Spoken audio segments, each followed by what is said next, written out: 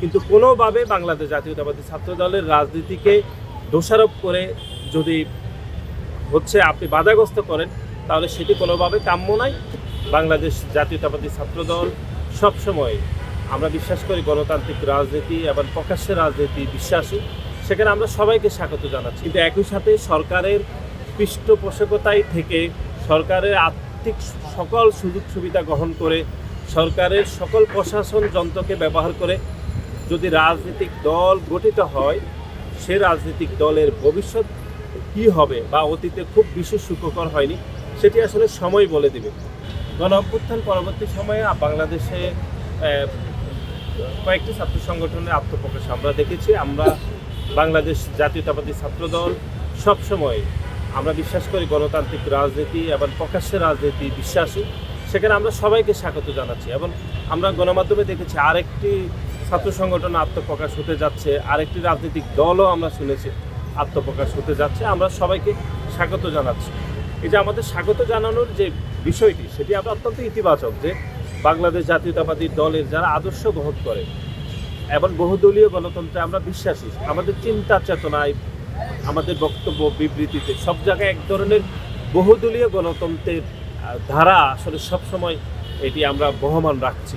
সেজন্য বাংলাদেশের যে কোনো ব্যক্তি ছাত্র সংগঠন করতে পারে, যে কোনো শিক্ষার্থীরা এবং যে কোনো ব্যক্তি, একাধিক ব্যক্তি মিলে তারা রাজনৈতিক দল গঠন করতে পারে, তারা কোনো আদর্শ গ্রহণ করতে পারে, আমরা সেটিকে স্বাগত জানাচ্ছি।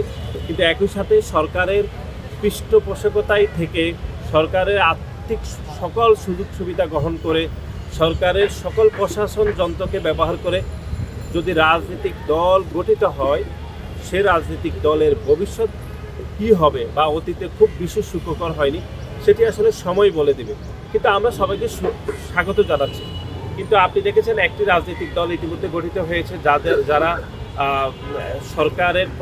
সরকার থেকে একজন পদত্যাগ করে রাজনৈতিক দল গঠন করেছে। আমরা শুনেছি যে নির্বাচন যখন আরেকটু ঘনিয়ে আসবে, তখন আরও একজন হয়তো পদত্যাগ করবে। এগুলো বিষয়ে মানুষজনের সন্দিহান রয়েছে, মানুষজন এগুলো খুব বেশি ভালোভাবে দেখছে না।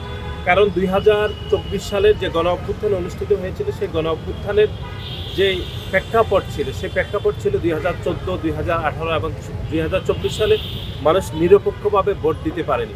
সুতরাং এখন যদি রাজনৈতিক দল গঠিত হয়, সে রাজনৈতিক দল যদি ভোটে প্রতিদ্বন্দ্বিতা করে এবং সে রাজনৈতিক দলের একটি অংশ যদি সরকারে রয়ে যায়, তাহলে সে আবার নিরপেক্ষতা নিয়ে কিন্তু প্রশ্ন উঠবে এবং এই প্রশ্ন ওঠা খুবই প্রাসঙ্গিক। এবং ইতিমধ্যে এটি আমাদের দলের পক্ষ থেকে করা হয়েছে। এদেশের মানুষও সেটি মনে করছে। তাদের সবার সকল ক্যাম্পাসে রাজনীতি করার অধিকার রয়েছে, আমরা তাদেরকে স্বাগত জানাচ্ছি। কিন্তু কোনোভাবে বাংলাদেশ জাতীয়তাবাদী ছাত্রদলের রাজনীতিকে দোষারোপ করে যদি আপনি বাধাগ্রস্ত করেন, তাহলে সেটি কোনোভাবে কাম্য নয়। কিন্তু বাংলাদেশের প্রতিটি ছাত্র সংগঠন যেন রাজনীতি করতে পারে, সেজন্য আমরা সবাইকে স্বাগত জানাচ্ছি এবং শুভেচ্ছা জানাচ্ছি অগ্রিম।